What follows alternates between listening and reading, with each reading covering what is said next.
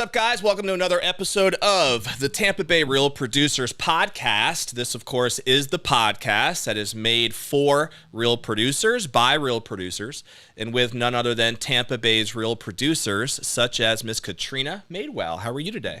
Thank you. I'm doing great. Thanks for always getting my name right. Did I get it right? Always. I hope I did. I'm sure some people butcher it, don't they? They say Madewell. I don't know why. There's an E in the middle of it, but they say Madewell. Yeah, the it's E's definitely right there. Madewell. I mean, come on now. Pay attention, people. Yeah. Katrina and I have known each other now for, I guess it's been, 4 years? I think that's when I was on your radio show. It was about 4 years ago.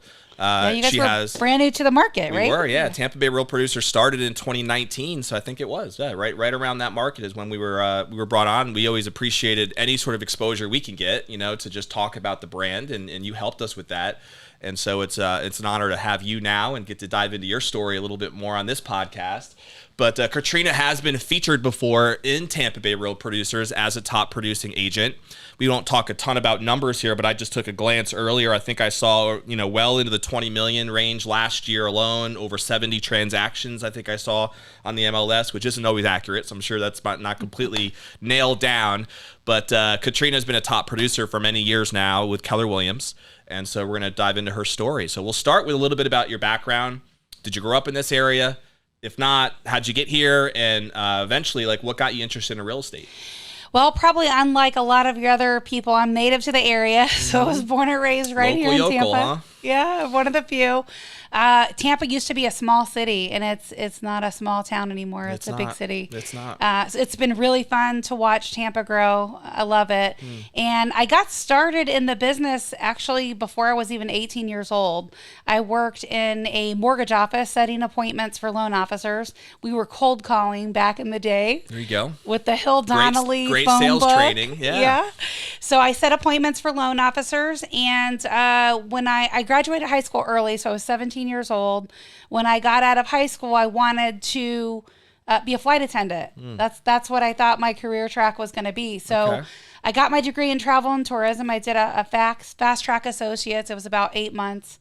And at the end of that, I had worked for this mortgage office setting appointments, and the branch manager there begged me. She's like, "No, go get your license, be a loan officer, stay with us." And I said, "No, I'm going to go down this other track. I really want to be a flight attendant." Well, as you know, that's changed. I'm glad I didn't take that route. Anyway, I just decided I went through this school. I got a job offer with Continental Airlines, making $5.62 an hour back in the day. And I had to agree to relocate anywhere in the world they wanted to send me. And I just said, I don't think this is for me. The flight attendant thing was a pretty prestigious role, though, at a time there, I remember. It was, yeah. And at the time that I was in college for, it was. Yeah. So really, it wasn't. Now, the airlines is another form of transportation, but back then, only the elite or the affluent it was like a luxury thing, yeah. Correct. People are always in suits. You don't see the flip-flops, the bathing suits, and the pajamas that you see now at the airport. Very different culture now, for sure. So what changed your mind?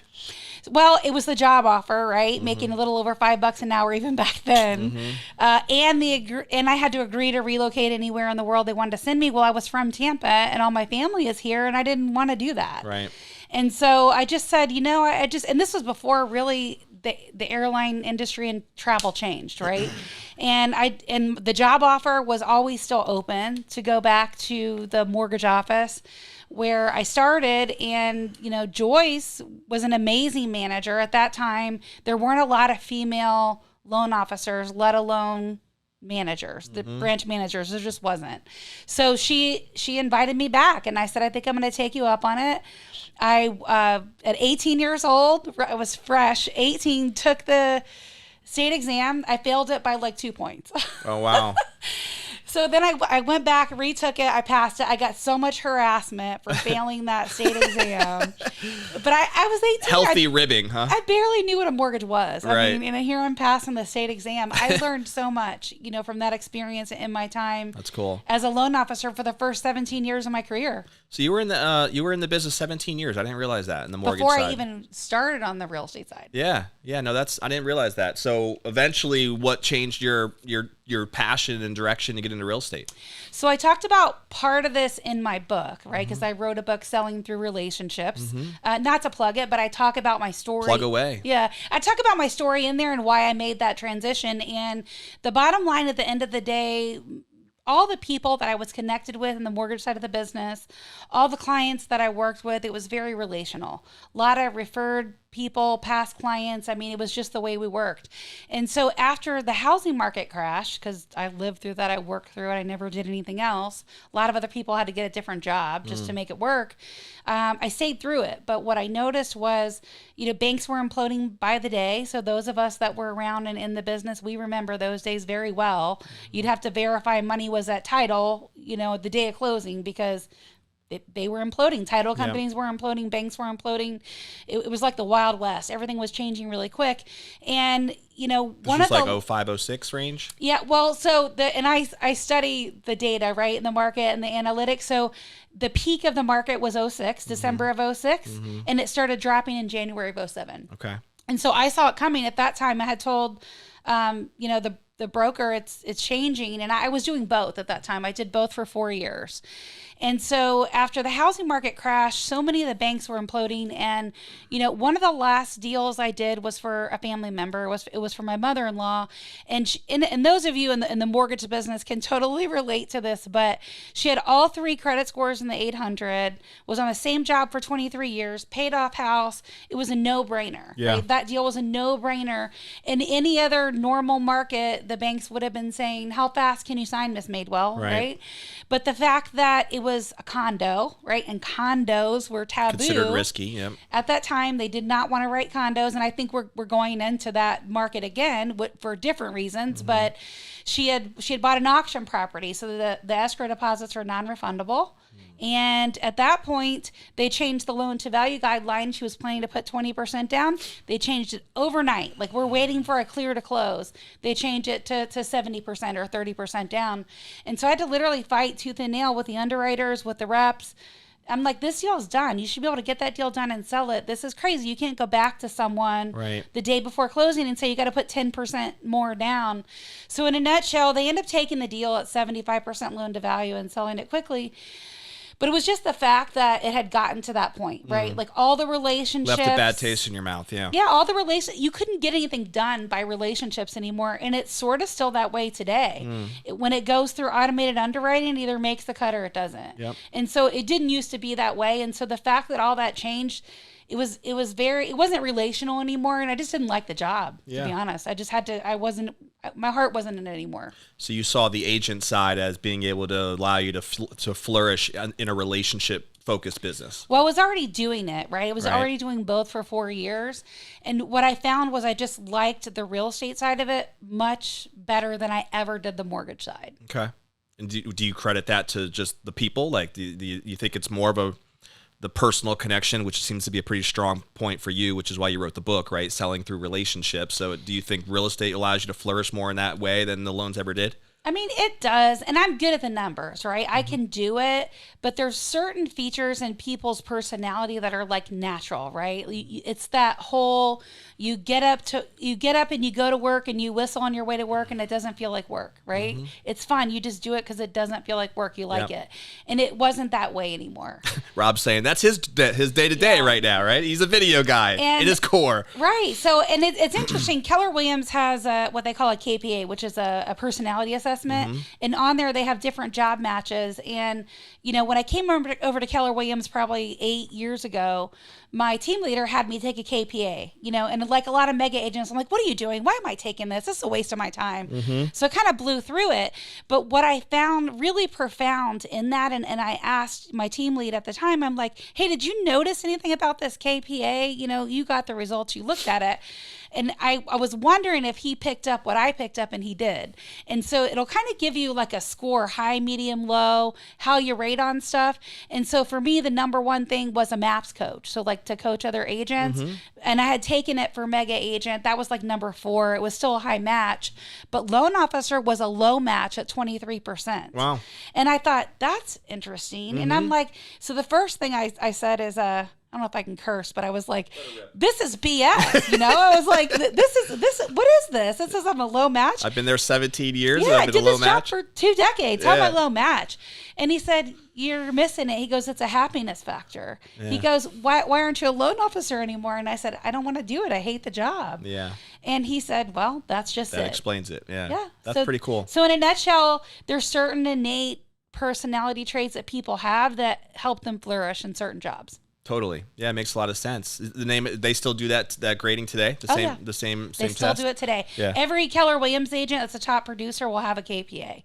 And it's interesting the things that you see on that. And not everyone is a high match for the role that they're in. It doesn't mean that you can't do the job. Sure. Clearly, I did it, right? The fulfillment factor, though, which I think is awesome. Because it's a fulfillment factor. The goal is to tap into what fulfills you most. How much work. So a great analogy is a CPA, right? Mm-hmm. There's probably a lot of people that could do that. They could crunch numbers, they could bean count, but it would be so exhausting for some people over others. Some people it gives them energy, others it sucks the life out of them. Totally. And it's the same concept. So at what point, Katrina, you were in real estate already now, it sounds like, for a few years, and then I think if I remember your story, somebody might have approached you about this radio idea, right? And going through Tampa Home Talk was what your brand has become and what you've built. But I think you also have used that as a great lead source and other benefits, which we'll dive into. So how deep into your real estate business did that idea come to fruition, and what was driven by you to be able to go in that route and make that a reality? So I started real estate in 2003, and I started radio in 2013. Okay. So here So we're you were in the business 2023. 10 years. Yeah. So it's been 10 years on the radio journey. And at the time that was started, there was a company out of San Diego. They're no longer around, but Real Estate Radio Network was approaching different people in different markets. So just like you guys, they did their homework to see who the producers were in different markets.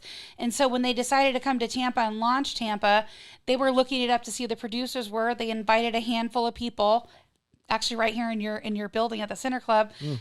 We all had lunch. I think it was here. Maybe it was Tampa Club. Anyway, we from there, they kind of narrowed it down. It was 3 people could do it. So out of 10, some people didn't want to do it. Some people wanted to do it, couldn't afford to do it. Because you have to keep in mind, the market was still not good at that point. There was still a lot of negative PR in the media, which was their goal, was to bring some positive stuff to the airwaves. And so initially when, Ron Quintero had invited me, I said, well, this sounds really great, but I'm not going to do this. Like, I get approached by stuff all the time. As agents, we get approached all the time. And so we really have to pick and choose what shiny object we want to gravitate towards, spend money on. And it's not free and it's not cheap. You have to write a really big check to start radio. Yeah. And so that comes out of your pocket until you have enough sponsors to do that. Right. And so I'm blessed. A lot of the sponsors we've had since day one. That's awesome. And it's been an interesting journey. It's been a long journey. I've learned a lot, but I had originally told Ron Quintero no, that I didn't want to do it. And he said... He kept hounding you, huh? Why? He didn't hound me. It was more of a conversation. He said, why? I don't understand why you wouldn't want to do this. And I said, well, I don't want any new shiny objects. Like, it's hard enough to focus on real estate right now. And you were already a producer. That's just why they approached you, right? Yeah. So prior to radio, like, what was your... Going back a little bit, when you think about those first 10 years, what were some of the strategies that really worked effectively for you? Were you tapping into just warm network initially because you were from the area? And then did you also have other lead sources that you were investing in and that were helping you grow? What were those first 10 years like? So I didn't look at my business then like I do today, right? I had a business for a long time. I've been self-employed since I was 23 years old. I started my own company at 23, right? As a correspondent lender with audited financials. So, I mean, I've been self-employed for a long time, but the initial years were very different than where they are now. And so I never really thought about it like, hey, I have to have these different lead sources. Even when I went from the mortgage business into the real estate side, I had an immediate pipeline because I had a list of people that already knew me, liked me, and trusted me. And so the loan officers that I had used, or the agents rather, that I had used at that time, they had already left Tampa. They had retired. Some of them had gotten older. And so there really just weren't a lot of good agents, in my opinion, left. As a matter of fact, the biggest reason why I got my real estate license was because my experience was so bad buying my home that I did in '03 that I said, gosh, there's got to be a better way to do this. And I literally did the transaction myself. Yeah. So there was an agent that got paid, but I knew how to write the offer better than she did. I laugh because you have no idea how many times I've heard that. Like, we interview a lot of top producing agents on the show, and it seems so common that many of them say the exact same thing that you just said, that they had a really bad experience the first time working with some agent, and that drove them to be like, there's got to be a better way, you know? Yeah. So it's funny how often that is. That's how I started. It was an easy, natural transition for me because I had a pipeline of people and had a history of people. I mean, I have clients, Don, that I helped I had 30 years ago. Yeah. And I've gone through the process with them again. They originally maybe did a mortgage, and now I've sold properties for them, and now I've sold properties for their kids. It's been a very interesting journey. You start to feel old when they have like little kids when you first met them, and now like their kids are in their 20s buying their first home. You're like, man. But it's awesome to know that you have that like that's why the book makes sense, right? Selling through relationships, because it seems like you've done just that. Don, you have kids. People do not send their kids to anybody they don't know, love, and trust. For sure. They don't. Yeah, I completely Especially agree. for something as big as a real estate transaction. No doubt. So then when you did get the radio show going, has the radio show become the main source, would you say, of volume over years? Is that talk a little bit about the impact that the show has had on your business? Surprisingly, it's not, right? A lot of people would think that. Our number one source of business is still referrals and past clients. It's number one. We get some stuff from the radio, and it's interesting how we measure it, right? So I might have met someone 10 years ago. So I'll give you a prime example. Mike Fasano, right? Pasco County tax collector. I met him. I interviewed him on the show. We ultimately had the opportunity to be involved with real estate with him and sell his home and help him find another one. And that's a prime example. So when they come in the first time, they get counted as radio. When they come back the second time, they're now a repeat client. So they don't get tagged as radio again, although the initial source was radio. And it's opened some doors like that, right? For people. He's just one example of many people that I've got to meet and just really have the privilege of getting to know personally from introducing them on radio. In the future, as my team grows and I'm less and less in production, I see radio being a bigger part of creating opportunities for our team. In your opinion, what has been the biggest benefits of having the radio show? Meeting the people. It really got to open doors that it never would have been opened. So if I didn't have a radio show, there's a lot of people I never would have met. I mean, look, you're a prime example, right? There's a lot of people that probably never would have talked to you if you weren't doing a magazine or something, highlighting them. Totally. People love to talk about themselves, right? You interview agents all the time.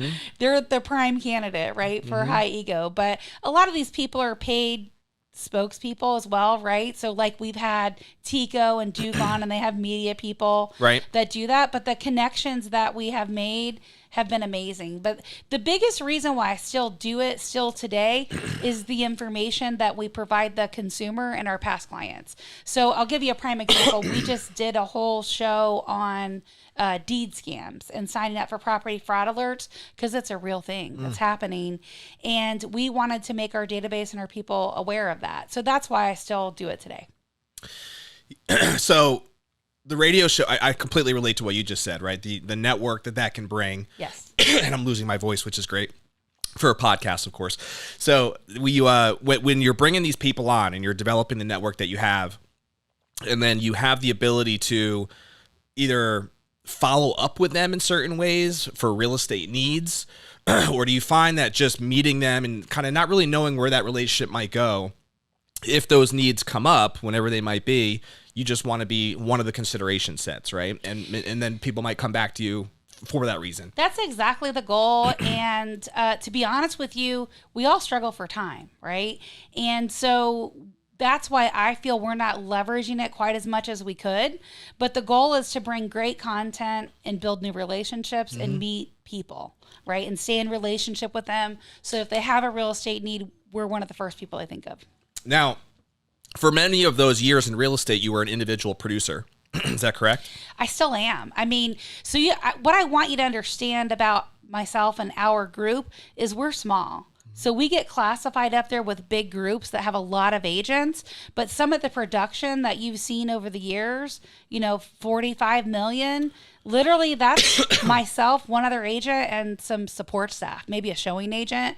I mean, that's a lot of volume for an agent. So I'm in this stage in my career where I'm trying to replace myself slowly. So my oldest daughter, she's 23. She's in the business with us. Nice. She's learning like What's her I name? was at 23, Madeline. Shout out to Madeline. They call her Maddie. I'm so proud of her. She's grown so much. Like she's grown in ways that it's just been fun as a mom to watch that. That's cool. Has she always had an interest in real estate, or did that just come? My kids growing up, they all told me that they hated real estate.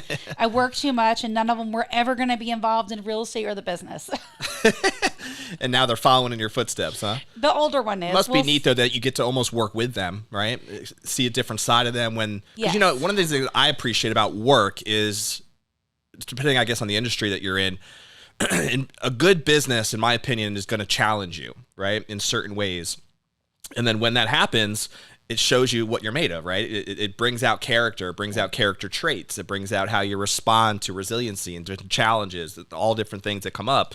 And I think I would have to imagine seeing that, and when that happens with your daughter, when there's frustration, when a challenge happens, how they respond, I think that would be kind of neat. Yeah, there's interesting dynamics working with family, right? Not For sure. everyone can do it. It's not always the easiest thing. And sometimes it's really hard to separate work from family at the dinner table, right? Yeah. So if you work with family or considering work with family, that would be a piece of advice I have, would be when you're home. Like in my older daughter, she doesn't live with me. She's got her own home. Right. But when we're together, spend time with them. As a family, don't forget that, Right. She's my daughter first and a colleague second. Makes sense. Yeah. How many agents do you have on the team now? So agent-wise, it's really just myself, Okay. Maddie. I have another part-time agent that still's a dual career agent, and I just hired a lead listing agent, which is the first time I've ever done that.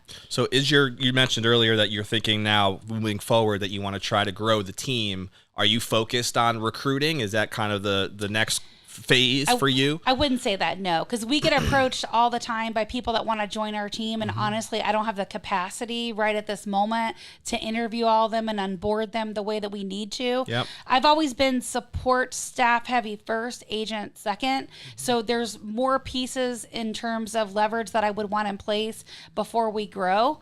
And honestly, we may always stay a small team. We Yep. don't have to be like a major conglomerate that wants to go nationwide.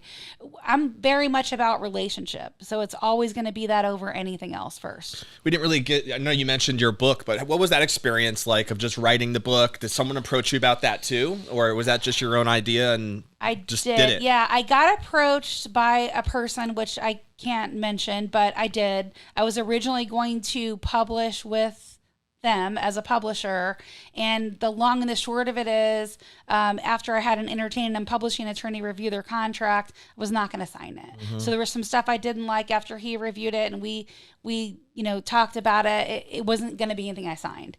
So at the end of the day, we couldn't agree on the contract. So not only did I pay to get my book ready and published, but I ended up self-publishing, so I had additional costs related to that. But it was still a fantastic journey. There's a lot of people that want to write a book. When you think about the process of what it's like to write a book, there's the thought, there's people that want to do it, actually taking the first step and going down that road, and then building out all the chapters and all the things that have to happen, then actually getting to the finish line and publishing it. It's a big undertaking. It's a huge accomplishment. And when did you put yours out? It launched a couple years ago. I still haven't even got it out on Audible. Like, that's the next goal.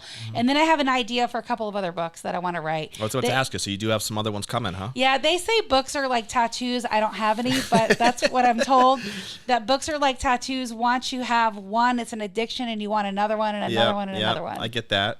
Or in the same space, like relationship marketing kind of philosophies, So- selling through relationships, building off of that brand. I'll tell you one. I'm not going to tell you the other one. Okay. I don't want someone to take my Go ahead. idea. We want. So the second book that I think I'm going to write, because it will probably be in this order, is on money. I'm going to write a book about money and teaching people how to build wealth, using money, teaching people all the fundamentals of money, and then teaching them how to build wealth through real estate. That makes sense. I think that's really my calling in life.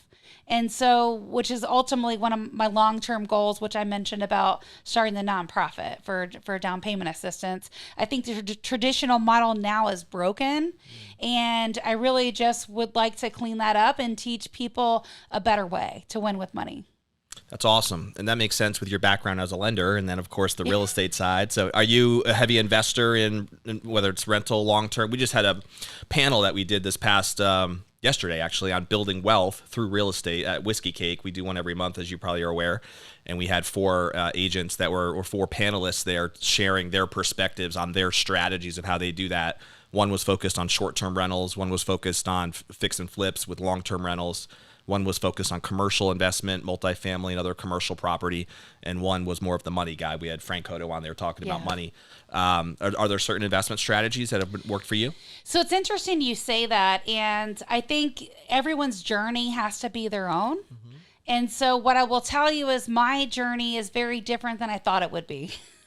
So the first investment property I bought was our office building. Okay. And I did that because I wanted to build a studio in our office for Tampa Home Talk. Yep. And so essentially that's how that started. That was my first piece of investment real estate. From there, it's been a little bit of a slow roll. I know a lot of people kind of like to fast track it and know I want to buy they want to buy a door or an investment property a month or one a year or whatever. I would say slow and steady wins the race. So be careful, be precise. I've lived through a lot of different markets up and down. And I think probably 75% of the agents in this market right now have only ever seen a good market. How many tenants do you have in your building? It's just us. We occupy the whole space. Gotcha. So we have what they call a mega agent office, which means our production supports enough to be licensed as a branch through KWRI. So we're a licensed Keller Williams office. Got it. And, Tampa Home Talk has a room where we have a studio. I love it. So when you think about, and then we'll move on to a different topic, but when you think about this building wealth topic that you're going to want to write about, is there a particular niche that you think that you're most passionate about that you'd want to focus on? Yes, I think it's where you start, right? Because so many people just have the target in mind and then try to run. They don't slow down to look at all the steps. And the number one thing is get your house in order, right? It's a verse in the Bible, but you have to have your own budget and you have to know where your money's going before you spend it, before you can ever do something like invest in real estate. Because I'm so relational, I've had people, I can think of a guy right now that comes to mind. He was a listener on the show. He approached us about buying investment property, which we want to help him with. But the way he wanted to do it, to borrow against his primary home, to do it, and then looking at his other debt load, this is where the lender side of me just naturally kicks in. It was setting him up to fail, not succeed. So I'm going to walk away from that every time. And I literally advised him, I want to help you buy investment properties and buy real estate, but this is not the time for you. You should do A, B, C, and D, get some debt paid off, get your money right, and then we'll put together a plan and I'll help you buy investment properties. But I don't suggest you do it right now. That's smart. Very smart. Is there a particular tool or budget plan that you recommend to people who maybe are not the best at figuring that side of it out, just the actual cash flow management? So like with anything that you're trying to learn in life, you have to study it. You have to read about it. You have to talk to other people, right, that have succeeded in what you're trying to do.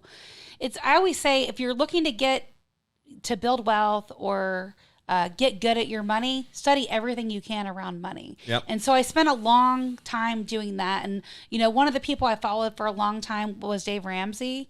And I had learned about the baby steps. And so it was really, they teach zero-based budget and no debt. There's a lot of value in that. I see the flip side on both sides.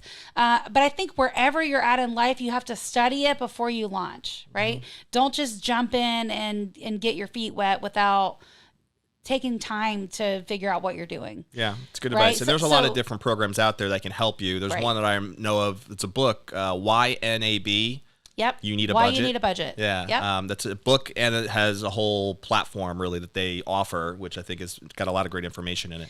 Yeah. So I studied everything I could with money, and that's how ultimately I think I figured out how to win with money. And so I think that's the bigger goal there, is teaching people that fundamental part because it's really painful, right? If anybody that has accumulated a lot of wealth or done really well with money or fast tracked whatever, and then they lose it all. Yeah. For whatever reason. I mean, we've all heard those stories, right. But I think that happens because people fail to realize slow and steady wins the race. Yep. With real estate, with investing, with building your net worth, it's a slow roll. I don't know any overnight millionaires, and there's a lot of studies that show people that inherit money without learning those base fundamentals, they're broke within 2 years. Totally. Makes a lot of sense, all the sense in the world, and it's really about that foundation, and it is a mentality, at the end of the day. And teach your kids how to win with money.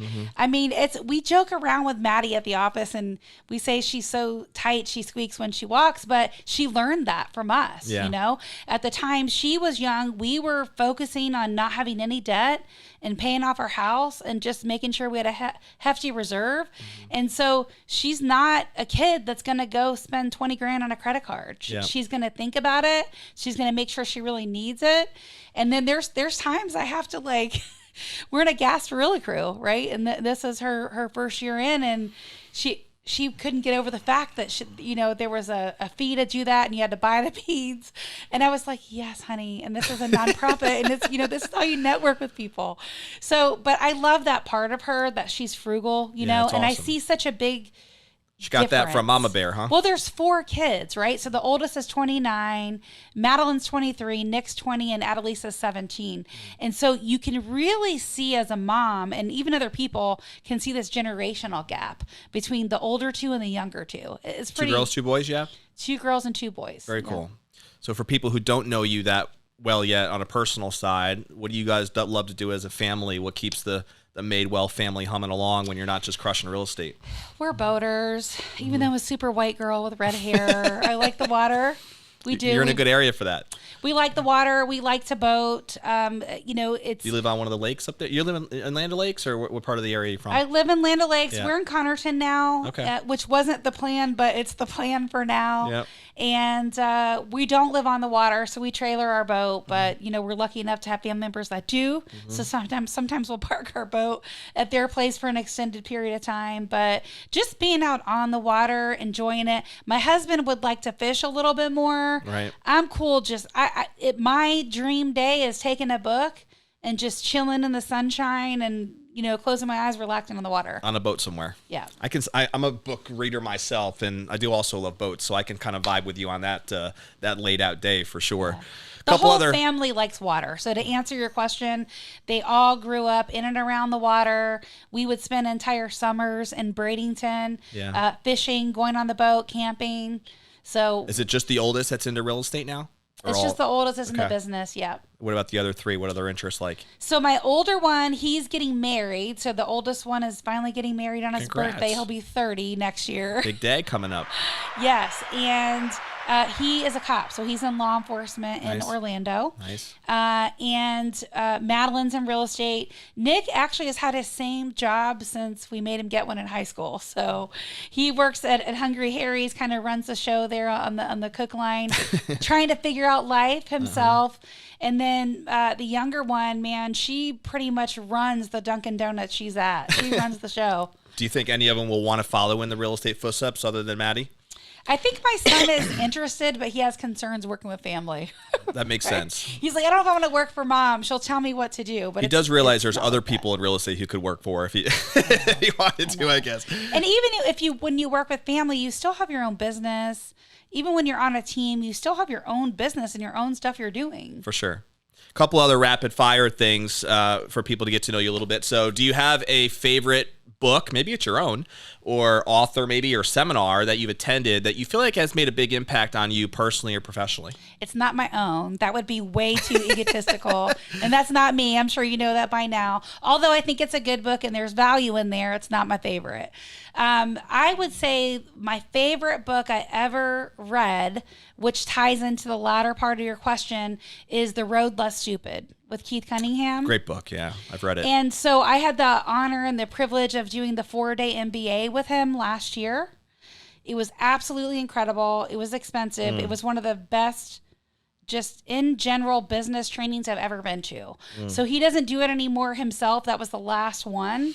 But I consider it money well spent. He's a great teacher. He is. He makes very complicated subjects simple. Simple. Yeah, he does. And John Maxwell talks a lot about that too. Like a great communicator is one who can take a complex subject and make it simple versus how most people take a simple subject and make it complex, right?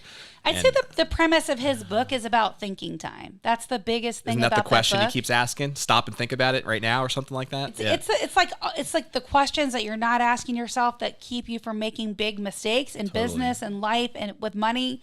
And essentially, I love questions. Like I'm the type, I love to write. So I could journal. I love really good questions where I can sit by myself and think and journal about it. Yeah, and that book has a lot of them in it. So you can spend a lot of time just thinking through the questions that are in each one of those chapters. It was one of my favorite books too. It's like a reference guide for business, really. Yeah, it's a great recommendation. I actually heard that he was the rich dad for Robert Kiyosaki as well in the Rich Dad Poor Dad series. Many people don't know that. That's true. Yep, yeah, it is true. It's a sore subject for Keith. He does not like to talk about it. Really? I didn't know that. But that is true. Yeah, very cool. Well, you have to think somebody that you helped has now made all this money on your back, and it just, I get it. Well, a lot of people assumed that was a fake story in a way, the whole Rich Dad Poor Dad thing, but I don't even remember where I got that information. I know somebody who actually knows Robert Kiyosaki fairly well, and it might have been through him, but yeah. Yeah, but that part is true. Keith Cunningham is the Rich Dad and Rich Dad Poor Dad. Yeah, it's awesome. Do you have a favorite TV show or movie? I actually get made fun of on the air because I don't watch a lot of TV or movies for that matter. Like I had Tampa Theater on this morning on air, and they're like, well, we were looking at their Nightmare on Franklin Street, and we were looking at all the movies, and I said, out of all those movies, I've only seen 2. It's probably the same for the Christmas stuff. So nothing comes to mind, not even a family favorite. Oh my goodness. Holiday movie that you guys watch every year.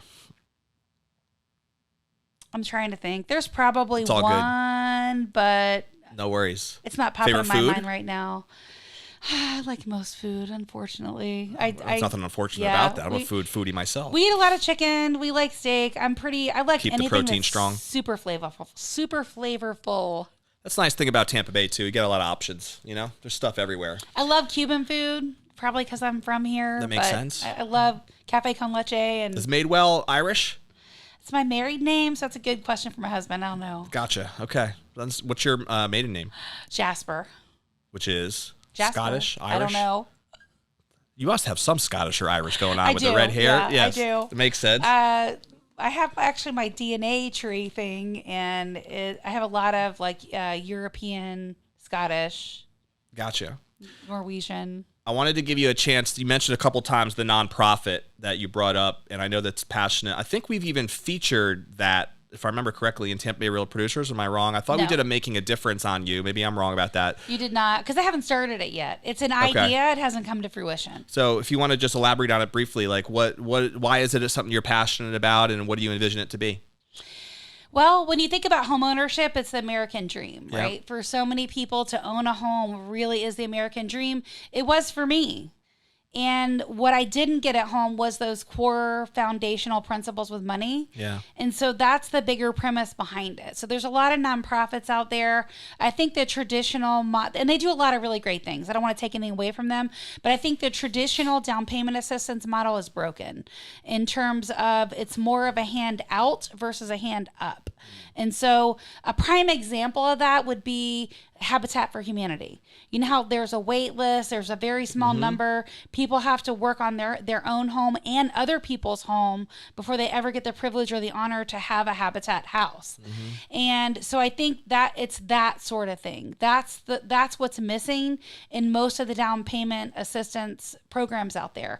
And so I think people should have to work and earn a little bit more of it. I worked 3 jobs to buy my first house, and no one gave me anything. And so I feel like you should, if you're trying to do something as big as buying a house, there's no handouts. You need a hand up. So it's a different mentality of achievement too when you've been able to do that. I think Correct. that ownership factor is very different.